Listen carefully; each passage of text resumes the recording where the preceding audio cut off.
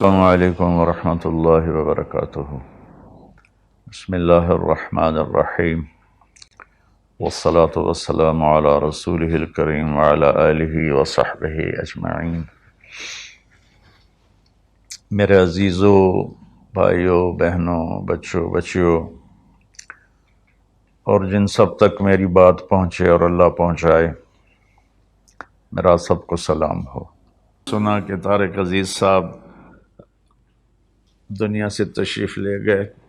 طارق عزیز صاحب بھی بہت بڑی شخصیت ہے پاکستان کی، اللہ تعالیٰ ان کے درجے بلند فرمائے۔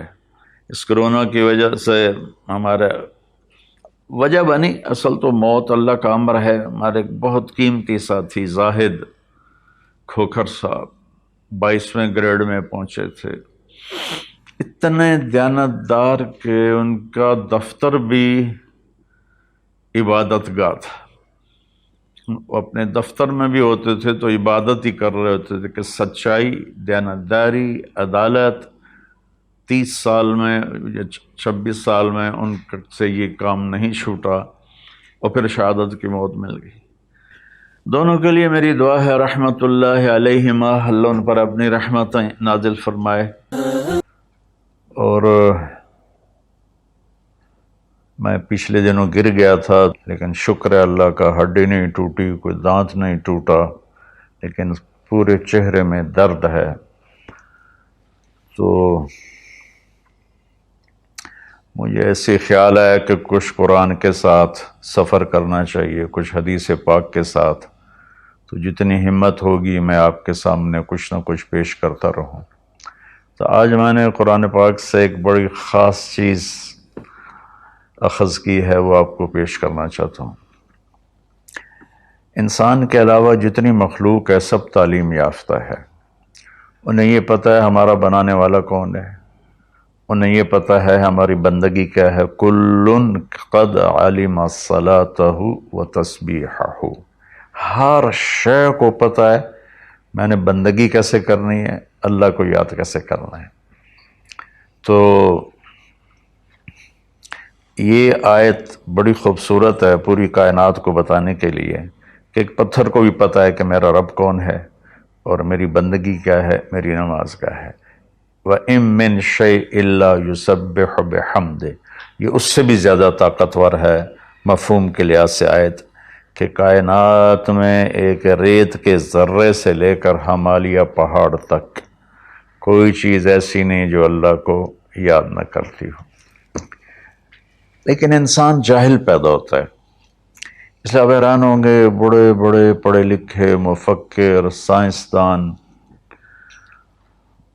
وہ ایتھیسٹ ہیں، ان کو یہ بھی نہیں پتا کہ ہمارا بنانے والا کون ہے، ہماری زندگی کا مقصد کیا ہے، ہماری زندگی کا راستہ کیا ہے۔ وَأَنَّ هَذَا صِرَاطِي مُسْتَقِيمًا، اللہ تعالیٰ نے فرمایا یہ ہے میرا بتایا ہوا سیدھا راستہ۔ کہاں سے ملے گا؟ قرآن سے ملے گا، اور تو کہیں سے بھی نہیں ملے گا۔ تو ہمیں سیکھنا پڑتا ہے، اور سیکھنے کے لیے سب سے پہلے قرآن ہے۔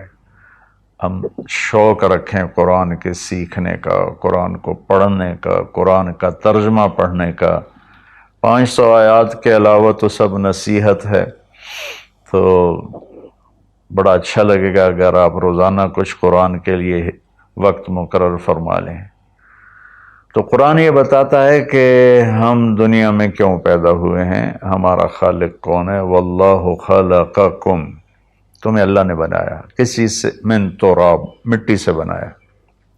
ایک میں نے اشارہ کر دیا کیوں بنایا ہے۔ وما خلقت الجن والانس الا لیعبدون، صرف اس لیے بنایا ہے کہ تم اللہ کے بندے بن کے چلو۔ اچھا، جتنی آسمانی کتابیں ہیں وہ زندگی کا مقصد بتاتے ہیں، خالق کا پتہ بتاتی ہیں۔ تو ساری آسمانی کتابوں کا خلاصہ قرآن پاک، اور قرآن پاک کا خلاصہ علماء کہتے ہیں سورہ فاتحہ ہے، اور سورہ فاتحہ کا خلاصہ ایاک نعبد، یا اللہ صرف تیری بندگی، صرف تیری بندگی، صرف تیری عبادت، صرف تیرے آگے سجدہ۔ اور کسی کے آگے نہیں. وَإِيَّاكَ نَسْتَعِينُ، اور یا اللہ صرف ہم تجھ سے مدد مانگتے ہیں، تیرے علاوہ ہم کسی سے نہیں مانگتے. یا اللہ صرف تجھ سے مدد مانگتے ہیں. ایاک نستعین، ایا کا پہلے آیا ہے، پہلے ادھر بھی ایا کا پہلے آیا ہے. اس میں یہ مطلب بتایا جا رہا ہے کہ یہ صرف اسی ایک اللہ کی عبادت ہے اور صرف اسی ایک اللہ سے مانگنا ہے. عبد، عبادت عبد سے ہے کہ ہم اللہ کے بندے بن جائیں. تو ایک جگہ اللہ نے تعارف کرایا ہے کہ میرے بندوں، میں تمہیں بتاؤں کہ میرے بندے کون ہیں. ویسے تو سارے اسی کے بندے ہیں. وما خلقت الجن والانس، انسان جنہ سب کو اللہ نے پیدا کیا، لیکن اللہ تعالیٰ فرماتا ہے کہ مجھ سے تعلق جن کا ہے اور جنہیں میں کہہ سکتا ہوں کہ یہ ہیں میرے بندے، تو وہ سورہ فرقان میں ہے صرف 12 باتوں کی. 12 باتیں جس مرد عورت میں ہوں گی اللہ اس پہ مہر لگائے گا کہ میرا ہے. جب میرا ہے تو پھر اللہ تعالیٰ اس کے ساتھ معاملہ خاص کرے گا نا. تو اللہ تعالیٰ کہتا ہے میرے بندو، میرا دین تو بہت بڑا ہے. 12، یہ 5 انگلیاں 10 اور یہ 2 12 کا 12 باتیں اپنے اندر پیدا کر لو، تم میرے بنو گے. پھر جو تمہاری طرف ہاتھ اٹھے گا اس سے میں کاٹوں گا، جو پاؤں اٹھے گا اس سے میں توڑوں گا، جو آنکھ اٹھے گی اس سے میں پھوڑوں گا. پر پہلے میرے بنو تو صحیح. وہ کیا ہیں؟ وَعِبَادُ الرَّحْمَنِ الَّذِينَ يَمْشُونَ عَلَى الْأَرْضِ هَوْنًا. پہلی صفت کہ اللہ کہتا ہے میرے بندے کون ہیں؟ کہتا ہے جو زمین پر عاجزی اور تواضع اختیار کرے. اللہ اکبر. زمین جب کسی کو اقتدار مل جاتا ہے تو اکڑ کے چلتا ہے، پیسہ مل جاتا ہے اکڑ کے چلتا ہے، شہرت مل جاتی ہے اکڑ کے چلتا ہے. تو اللہ نے کہا پہلی نشانی کیا ہے؟ عاجزی اختیار کرو. تو کوئی وظیفہ نہیں بتایا، کوئی تسبیح نہیں بتائی، کہا عاجزی اختیار کرو. اپنی حیثیت کو یاد رکھو کہ اول نطفہ ہوں، آخر ایک مردار ہوں، کچھ عرصے کے بعد چند مٹھی مٹی ہوں، اور پھر اللہ مجھے کھڑا کرے گا تو اس دن دیکھا جس کی نیکیاں بڑھیں گی تو وہ عزت دار ہے، جس کی گھٹ گئیں وہ ذلیل و خوار ہے. تو پہلی صفت ہے کہ اللہ کے بندے وہ ہیں جو عاجزی اختیار کرتے ہیں. صرف یہ نہیں کہ زمین پر تواضع سے چلنا، نہیں، وہ پوری زندگی ان کی عاجزی کی ہوتی ہے. سورہ لقمان میں ہے کہ لا تمش فی الارض مرحا، بیٹا اکڑ کے کبھی نہ چلنا. انک لن تخرق الارض ولن تبلغ الجبال طولا، کہ تو نہ تو پہاڑوں سے اوپر قد لے جا سکتا ہے، نہ ایڑی مار کے زمین پھاڑ سکتا ہے. تو ایک میں مختصر بیان کرتا ہوں، تواضع. دوسری تواضع سے جڑی ہوئی بات ہے کہ تواضع کا پتہ کب چلے گا؟ وہ دوسری صفت ہے وَإِذَا خَاطَبَهُمُ الْجَاهِلُونَ قَالُوا سَلَامًا. سبحان اللہ. جب ان سے کوئی، یہاں جاہلون سے مراد ان پڑھ نہیں، جاہلون سے مراد ہے زیادتی کرنے والا. وَأَعُوذُ بِكَ مِنْ أَنْ أَجْهَلَ أَوْ يُجْهَلَ عَلَيَّ.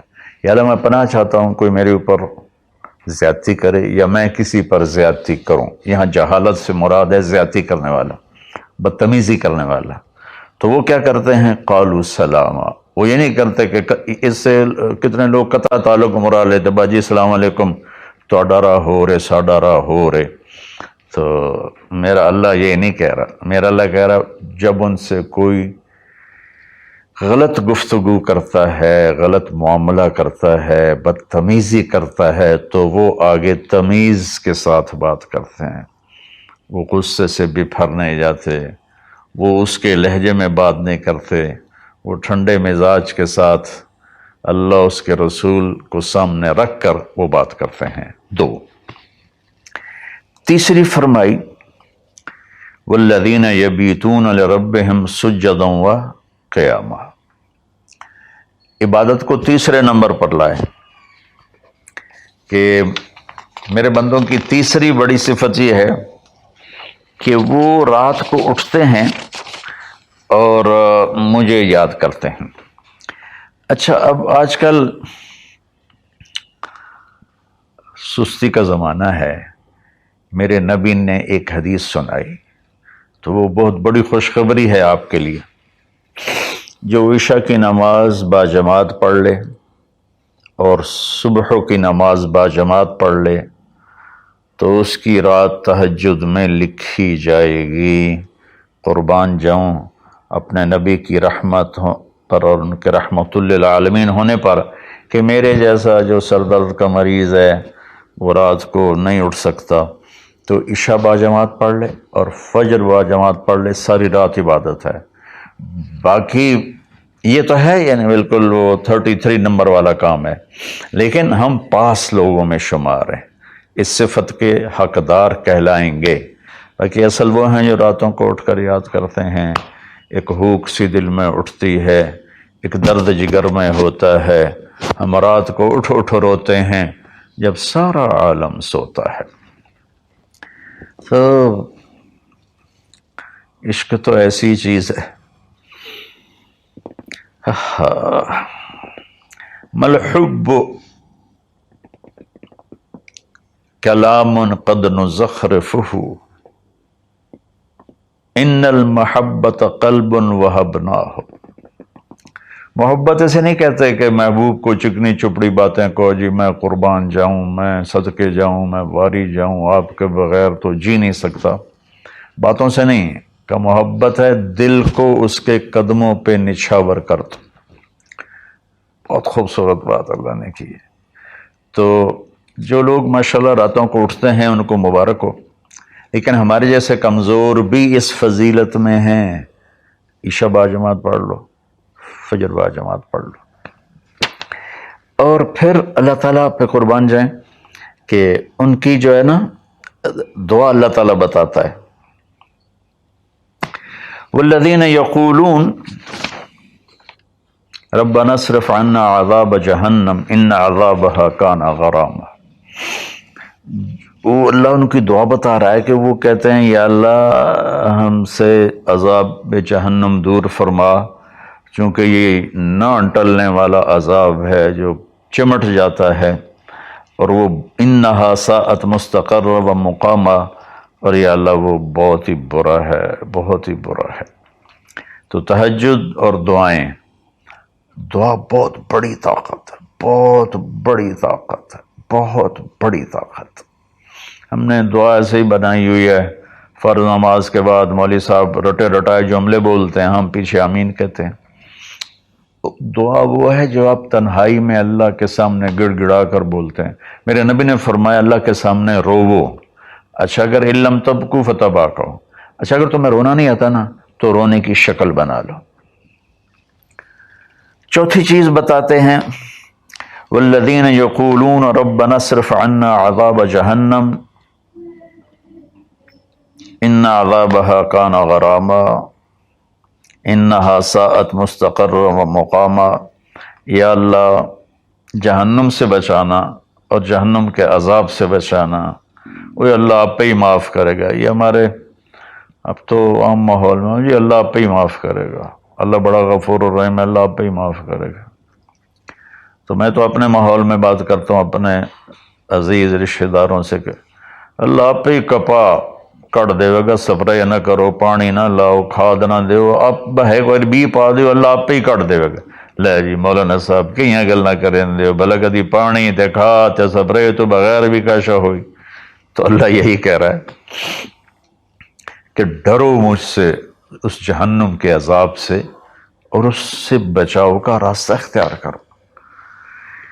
پانچویں بات کیا ہے؟ والذین اذا انفقوا لم یسرفوا ولم یقتروا وکان بین ذلک قواما۔ بہت اعلیٰ چیز ہے۔ معیشت کو، اکانومی کو بہت خوبصورت انداز میں بتایا کہ میرے خاص بندے وہ ہیں، دیکھو اللہ نے دنیا کا بھی بیچ میں ڈالا۔ اللہ والے دنیا کو نہیں دیکھتے، اللہ والے چٹائیوں پہ سوتے ہیں، اللہ والے بادشاہوں سے نہیں ملتے ہیں، اللہ والوں کے پاس جایا جاتا ہے، اللہ والے کسی کے پاس نہیں جاتے ہیں۔ ارے سب سے بڑے اللہ والے تو نبی ہیں، اللہ نے فرعون کے پاس بھیجا موسیٰ علیہ السلام کو، اور کائنات کی افضل ترین ہستی اللہ کے بعد میرے نبی ہیں، ابو جہل کے پاس بھیجا۔ تو یہاں ان کی معیشت کو بتایا جا رہا ہے کہ میرے بندے وہ ہیں جتنا ہم نے ان کو دیا ہے اس سے بڑھ کر خرچ نہیں کرتے۔ قرضے اٹھا لیے، شادی آ گئی، اس پر مجھے ایک بتا رہا تھا ساتھی کہ ایک آدمی نے اپنے بچے کی شادی کی تو 40 لاکھ کی آتش بازی چھوڑی۔ یہ اللہ اس سے منع کر رہا ہے کہ میرے بندے وہ ہیں کہ جو ایسے نام و نام 40 لاکھ روپے کو آگ لگا دی۔ اس 40 لاکھ روپے پر کتنے غریب بچیوں کی شادیاں ہو جاتی، کتنے مریضوں کا علاج ہو جاتا۔ وَلَمْ يَقْتُرُوا، دوسری بات بھی ہے کہ جتنا دیا ہے اس سے اوپر نہیں جاتے کہ قرضوں میں چلے جائیں، اکانومی برباد ہو گئی۔ اور وَلَمْ يَقْتُرُوا، اور جتنا دیا ہے اس سے کم بھی خرچ نہیں کرتے، کنجوس نہیں ہوتے، بخیل نہیں ہوتے، لالچی نہیں ہوتے۔ یہ چیز بھی اکانومی کو ہٹ کرتی ہے کہ بس جوڑتے جاؤ اور اس کو آگے بڑھاؤ نہیں، اس کو آگے دو نہیں۔ تو اللہ تعالیٰ پہ قربان جاؤں، اس نے خاص طور پر ہمارے معاشرے میں اللہ والا وہ سمجھا جاتا ہے جس کو دنیا کی خبر ہی کوئی نہ ہو، اور اللہ والا وہ ہوتا ہے جو بس مسلح پہ بیٹھا رہتا ہے۔ اور اللہ تعالیٰ یہاں ان کی اکانومی کو بتا رہا ہے کہ وہ کام کرتے ہیں، کاروبار کرتے ہیں، وہ تجارت کرتے ہیں، وہ زراعت کرتے ہیں، وہ حکومت کرتے ہیں۔ ابو بکر سے بڑھ کے اللہ والا کون ہوگا؟ خلفائے اربعہ سے بڑھ کے اللہ والا کون ہوگا؟ تو وہ اپنے خرچ کو بیلنس کرتے ہیں۔ کل پرسوں ایک ساتھی بات کر رہا تھا، اصحاب صفہ تو چٹائیوں پہ بھوکے لیٹے رہتے تھے۔ یہ شروع کی باتیں ہیں۔ عبد الرحمن بن عوف ٹاپ 10 صحابہ میں ہیں، ٹاپ 10 صحابہ میں۔ جب ان کا انتقال ہوا تو ان کی 4 بیویوں کو جو 1/8 ملا وہ 48,000 دینار تھے۔ تو آج کے لحاظ سے وہ 12 ارب روپیہ بنتا ہے۔ جس آدمی کا 1/8 12 ارب ہو تو پورا کتنا ہوگا؟ اور 10,000 بکریاں، 1,000 اونٹ، 1,000 گھوڑے، اور شام، عراق، مصر، حجاز میں زمینیں، جائیدادیں، باغات۔ یہ تو پھر اللہ والی کوئی نہیں، اور اللہ کا نبی کہہ رہا ہے یہ ابو بکر جنتی، عمر جنتی، عثمان جنتی، علی جنتی، طلحہ جنتی، زبیر جنتی، عبد الرحمن بن عوف جنتی، اور ابو عبیدہ بن جراح جنتی، سعد بن ابو وقاص جنتی، اور سعید بن زید جنتی۔ یہ سب بڑے، 4 تو ویسے ہی حکمران ہیں، خلفاء ہیں، اور حضرت زبیر کے 1,000 غلام تھے جو ان کی کھیتی باڑی اور تجارت کو سنبھالتے تھے، اور حضرت طلحہ کے امپورٹ ایکسپورٹ کے لیے بحری جہاز چلتے تھے۔ سعد بن ابی وقاص کا وہ مدینے کی جنوب کی طرف وادی عقیق ہے جو آج کے زمانے کا ڈیفنس کہہ لیں، وہاں ان کا سرخ پتھر کے سے بنا ہوا محل تھا۔ تو چونکہ پوری سیرت ہمارے سامنے نہیں تو بس وہ ایک ہی چیز دیکھتے ہیں کہ بس یہ اللہ والے تو پھٹے کپڑے ہوتے ہیں، اللہ والے تو کسی سے ملتے ہی نہیں، اللہ والوں تو ستو پھانک کے زندگی گزار لیتے ہیں۔ جب اللہ نے صحابہ کو مال دیا تو عثمان رضی اللہ تعالی عنہ کہنے لگے اپنی بیوی نائلہ کے لیے میں نے چادر خریدی ہے 300 دینار میں، 300 دینار میں، جو 7.5 کروڑ روپیہ بنتا ہے، اور کہہ رہے ہیں کہ پتہ نہیں اسے پسند آئے گی کہ نہیں آئے گی۔ تو ہم بیچ میں دنیا کو نکال نہیں سکتے، یہ بڑی غلط تعبیر ہے اسلام کی۔ اس کے بعد کیا ہے ان کی صفت؟ 3 کٹھی بتائی ہیں، 6، 7، 8۔ اب میں آپ کو 5 بتا چکا ہوں۔ تواضع، عاجزی، اور برائی کا جواب اچھائی، اور راتوں کو اٹھ کے بندگی، اور اپنے کاروبار زندگی میں اعتدال تب اور بیلنس آف اکانومی تب ہوگا جب اخراجات کو کنٹرول کیا جائے گا۔ وہ ایک آدمی مجھے ملنے آیا تو کہنے لگا یہ اتنے کروڑ کی گھڑی اور ہمارے پاس گھڑیوں کا ڈھیر ہے، کروڑوں روپے، ہر گھڑی کی قیمت کروڑوں روپے ہے۔ یہ تو نادانی کی بات ہے، نہ کہ کوئی فخر کی بات ہے۔ پھر اللہ تعالیٰ نے بتایا 3 صفتیں کٹھی بیان فرمائیں، وہ کیا ہیں؟ والذین لا يدعون مع اللہ الہا آخر، جو توحید کا جام پیتے ہیں اور اللہ کے سوا کسی کو اس کا شریک نہیں ٹھہراتے۔ دوسرا کیا ہے؟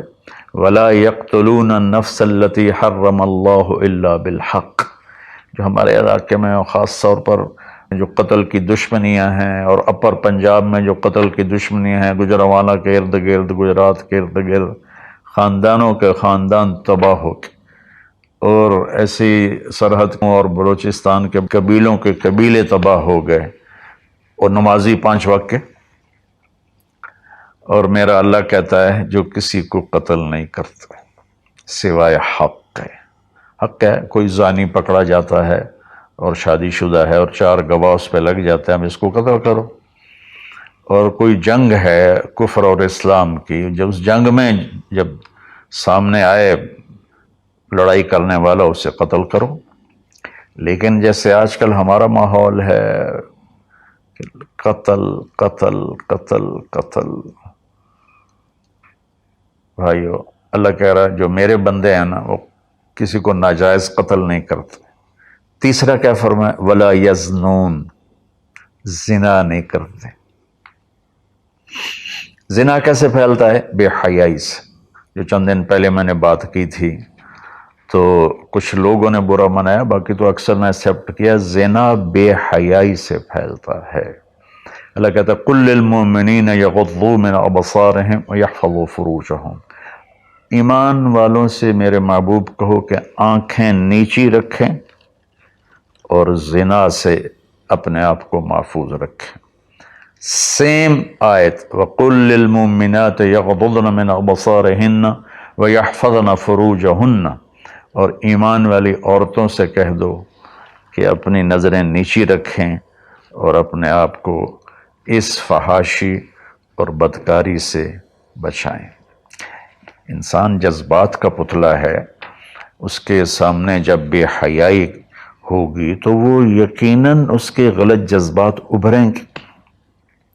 اس لیے میرے اللہ نے، میرے نبی نے ہمیں ایک پاکیزہ اور حیا والی شریعت عطا فرمائی، اور اللہ کا فضل ہے امت کے اندر کہیں حیا چھپا ہوا ضرور ہے۔ خاص طور پر میں اپنے ان بھائیوں سے کہوں گا جو شادی کرنے کے بعد بھی الگ عورتیں رکھی ہوتی ہیں، اللہ کی قسم میں بڑے دکھ اور شرم کے ساتھ یہ بات کر رہا ہوں، کوئی میں ہٹ نہیں کر رہا ہوں، کہ میرے بھائی جو شادی کر کے بھی اور عورتوں سے تعلق رکھتے ہیں، اور اس سے بھی گری ہوئی بات ہے میری بہنیں جو شادی کے بعد بھی غیر مردوں سے تعلق رکھتی ہیں۔ یہ ہے ہمارے معاشرے میں، اللہ اس سے ہمیں بچائے۔ تو پھر آگے اللہ کہتا ہے اگر تم نے یہ کام کیا وَمَن يَفْعَلْ ذَلِكَ، اگر تم یہ تینوں کام کرو گے، زنا کرو گے، قتل کرو گے، شرک کرو گے، يَلْقَ أَثَامًا، بہت بڑا گناہ ملے گا، يُضَاعَفْ لَهُ الْعَذَابُ يَوْمَ الْقِيَامَةِ، بہت بڑا عذاب ہوگا، وَيَخْلُدْ فِيهِ مُهَانًا، اور ہمیشہ اس میں رہنا پڑے گا۔ لیکن إِلَّا مَن تَابَ، سوائے اس کے جس نے توبہ کر لی، وَآمَنَ، اور ایمان لایا، وَعَمِلَ صَالِحًا، اور اس نے اچھے عمل اختیار کیے۔ اب آگے خوشخبری سننا، اللہ یہ نہیں کہہ رہا اللہ ان کو معاف کر دے گا، اللہ کہہ رہا فَأُولَٰئِكَ يُبَدِّلُ اللَّهُ سَيِّئَاتِهِمْ حَسَنَاتٍ وَكَانَ اللَّهُ غَفُورًا رَحِيمًا۔ اللہ تعالیٰ فرما رہے ہیں کہ ہائے ہائے، اگر تم توبہ کر لو گے نا، ایمان لے آؤ گے، اچھے عمل کرو گے، تو میں صرف تمہیں معاف نہیں کروں گا، تمہاری برائیاں مٹا کے وہاں نیکیاں لکھ دوں گا۔ واہ قربان میرے مولا، کہتے معاف نہیں کروں گا، معاف بھی کروں گا اور تمہارے گناہوں کی جگہ نیکیاں لکھ دوں گا۔ یا اللہ ایسا کیوں کرو گے؟ کہ اس لیے کہ میں غفور الرحیم ہوں۔ تو من تاب وعمل صالحا فإنہ یتوب الی اللہ متابا۔ آگے اللہ نے بتایا کہ توبہ کرنے والا ہے کون؟ جو توبہ کرنے کے بعد اپنے عمل کو بدلتا ہے، اچھا کرتا ہے، یہ ہے صحیح توبہ کرنے والا۔ لیکن ایک خوشخبری سنا دو، مثلا ایک آدمی کی توبہ کر کے توڑ دیتا ہے۔ چند دن پہلے ایک نوجوان کا فون تھا، روز نے دھاڑے ماری کہ جی توبہ کرتا ہوں، پھر 15 دن بعد ٹوٹ جاتی ہے، پھر توبہ کرتا ہوں، پھر 15 دن بعد ٹوٹ جاتی ہے۔ میں نے کہا توبہ کرتے ہو؟ کہتا جی کرتا ہوں۔ میں نے کہا معاف ہے۔ وہ انسان ہی نہیں جس سے خطا نہ ہو، وہ انسان ہی نہیں جو بھولے نہیں۔ تو میرے اللہ نے توبہ کی کوئی لمٹ نہیں رکھی، نہ عدد نہ عمر۔ بھائی تو 60 سال کا ہو گیا ہے، تجھے حکومت پاکستان ریٹائر کرتی ہے، ہم بھی تیری توبہ قبول نہیں کریں گے۔ یا بھائی تو 3 دفعہ کر چکا ہے گناہ، اب ہم تیری توبہ قبول نہیں کریں گے۔ اللہ تعالیٰ کہتا ہے لو بلغت الذنوب عنان السماء ثم استغفرتنی غفرت لک ولا ابالی۔ میرے بندے میں اتنا بڑا رحم کرنے والا ہوں، تم ایک عورت یا ایک مرد اتنے گناہ کرو کہ زمین پہ رکھتے رکھتے رکھتے رکھتے آسمان کی چھت کو لگا دو، پھر ایک دفعہ کہو یا اللہ معاف کر، تو میں ساری معاف کر دوں گا۔ ہمارا اللہ بڑا پیارا اللہ ہے۔ اچھا، 9ویں صفت کیا ہے ان کی؟ والذین لا یشہدون الزور واذا مروا باللغو مروا کراما۔ اس کا ایک ترجمہ تو یہ ہے کہ جہاں گندی محفل ہو اور شرابی کی محفل چل رہی ہے، یا کوئی ناچ گانے کی محفل چل رہی ہے، یا کہیں کسی کی غیبت ہو رہی ہے، برائی ہو رہی ہے، کسی پہ ظلم ہو رہا ہے، تو وہ اس میں شامل نہیں ہوتے، چپ کر کے دائیں بائیں سے نکل جاتے ہیں۔ دوسرا ترجمہ یہ ہے کہ جو جھوٹی گواہی نہیں دیتے، جو جھوٹی گواہی نہیں دیتے۔ اچھا، اس میں ایک بڑی اور خوبصورت بات ہے، مروا کراما، وَإِذَا مَرُّوا بِاللَّغْوِ مَرُّوا کراما۔ میں دیکھوں گا شراب پی رہے ہیں بچے تو میں کہوں بدبخت، نامراد، ذلیل، کمینے، شرابیں پی رہے ہیں، چرس بیچ رہے ہیں یا چرس پی رہے ہیں، میرا یہ معاملہ ہوگا۔ لیکن مرو کرا، جب وہ کسی غلط محفل کو دیکھتے ہیں تو عزت کے ساتھ گزر جاتے ہیں، یعنی اپنا دامن بھی بچاتے ہیں، اور جو برائی کر رہے ہوتے ہیں ان کو بھی حقیر نہیں سمجھتے۔ میں اپنے دیندار طبقے کے سامنے ہاتھ جوڑتا ہوں کہ غلط راہوں پہ چلنے والوں کو حقیر نہ جانیں، ان سے نفرت نہ کریں، ان سے پیار کریں۔ میں اپنے گاؤں میں ہوں، تلمبا 3 کلومیٹر ہے، 250 طوائفیں ہیں، ان کو صرف بیٹی کہنے پر ان کی زندگی کیا سے کیا ہوگی۔ وہ کچھ ان کا وظیفہ لگایا تھا تو ان کی زندگی کیا سے کیا ہوگی۔ تو بھائی کسی کو حقیر نہ جانو، کسی سے نفرت نہ کرو، چاہے کوئی غیر مسلم ہے چاہے کوئی مسلم ہے، لیکن تمہارے عقائد کے خلاف ہے، یا تمہارا جھگڑا ہے، تمہاری لڑائی ہے، یا وہ زانی ہے، شرابی ہے، جواری ہے، نفرت نہ کرو، نفرت نہ کرو، نفرت نہ کرو۔ اور 10ویں ہو گئی وَإِذَا مَرُّوا بِاللَّغْوِ مَرُّوا کِرَامًا، کہ وَالَّذِينَ إِذَا ذُكِّرُوا بِآيَاتِ رَبِّهِمْ لَمْ يَخِرُّوا عَلَيْهَا صُمًّا وَعُمْيَانًا۔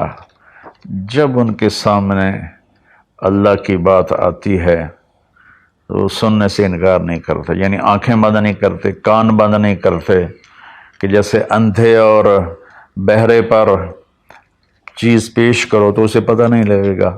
تو میرا اللہ کہہ رہا ہے کہ جب ان کے سامنے میری بات آتی ہے، میرا قرآن آتا ہے، میرے نبی کا فرمان آتا ہے، تو اندھے بہرے نہیں ہوتے بلکہ غور کر کے سنتے ہیں، غور کر کے سنتے ہیں۔ تو اللہ ایک ان کی صفت یہ بتا رہے ہیں کہ وہ اللہ کا کلام سنتے ہیں تو تاثر لیتے ہیں اور اپنے آپ کو بدلتے ہیں، اور اپنے گناہوں پر باقی نہیں رہتے بلکہ اپنے آپ کو توبہ کرتے ہیں اللہ کے سامنے، پھر جب توبہ ٹوٹ جائے پھر رو دھو کے توبہ کرتے ہیں۔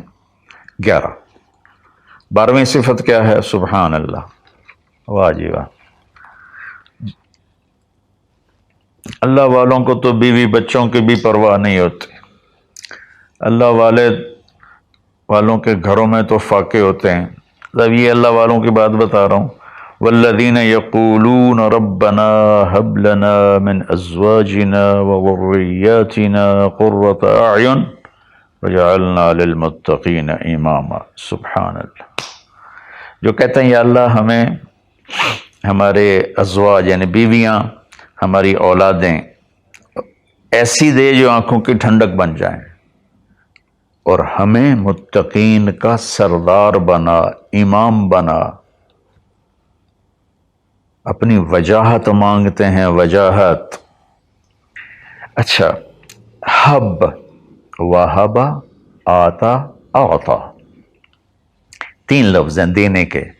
آتا دیا، اعطا دیا، وہبا دیا، لیکن تینوں کے مطلب الگ الگ ہیں. آتا کہ میں نے آپ کو ایک چیز دی، قلم دیا، لیکن آپ کو مالک نہیں بنایا، واپس لے سکتے بھائی واپس کرو. آتا میں آپ کو گاڑی دیتا ہوں تو میں آتا کا مطلب ہے کہ میں واپس نہیں لوں گا، یہ تمہاری پکی ملک ہو گئی. وہبا میں تمہیں وہ چیز دوں گا جو تیرے خواب و خیال میں بھی نہیں ہوگی، تیرے تصور سے بھی بالا تر ہوگی. کیا مانگتے ہیں اللہ والے؟ یا اللہ میری بیوی ایسی ہو، اتنی اچھی ہو کہ میرے تصور سے بھی بالا تر ہو، میری اولاد ایسی ہو، اتنی نیک ہو، اتنی صلاحیت والے ہوں کہ میرے تصور سے بھی بالا تر ہوں. اللہ ہمیں یہ دعا سکھا رہا ہے. یہ نہیں کہا کہ مانگو آتے نہ، کہہ رہا ہے حب لنا، یا اللہ ہمارے گمان سے بھی اوپر کر کے بیوی اور بچے دے، اور ہمیں دنیا میں وجاہت دے، عزت دے. اس کا مانگنا انسانی حقوق میں شامل ہے. ہاں ایسی وجاہت اور ایسی شہرت جس کے پیچھے شیطانی کام ہو وہ حرام ہے، ورنہ عزت نفس تو ہر انسان کو پیاری ہے. اور پھر اللہ تعالیٰ کہتا ہے قرۃ اعین، آنکھیں ٹھنڈی ہو جائیں. اس سے بڑی تعبیر پورے کلام عرب میں نہیں ہے اندر کی خوشی کی. آنکھیں ٹھنڈی ہو جانا. اس کا الٹا محاورہ ہے اسقط اللہ عینک، اللہ تیری آنکھیں گرم کرے، یعنی تجھے تکلیف دیکھنی پڑے. اللہ تیری آنکھیں ٹھنڈی کرے یعنی تمہیں سکھ دیکھو، تم سکھ دیکھو. اور پھر آگے اللہ تعالیٰ کیا کہتا ہے؟ اولئک یجزون الغرفۃ بما صبروا، یہ ہیں وہ جن کو صبر کے بدلے جنت کے بڑے گھر ملیں گے. وَيُلَقَّوْنَ فِيهَا تَحِيَّةً وَالسَّلَامًا، جس میں گاڈ آف آنر ان کو پیش کیا جائے گا، سلام کیا جائے گا. خالدین فیہا، اس میں ہمیشہ رہیں گے. حسنت مستقرا و مقاما، جو ہمیشہ کے لیے خوبصورت رہے گا، اس کا حسن بڑھتا رہے گا، اور تمہارا بھی قیام کبھی نہ ختم ہوگا. میری بات تھوڑی لمبی ہو گئی، معافی چاہتا ہوں، لیکن میرے دوستو اللہ کے واسطے جو کام کرو اللہ کے بندے بن کے کرو. سیاست کرنی ہے اللہ کے بندے بن کے کرو، تجارت کرنی ہے اللہ کے بندے بن کے کرو، ملازمت کرنی ہے اللہ کے بندے بن کے کرو، زراعت کرنی ہے اللہ کے بندے بن کے کرو.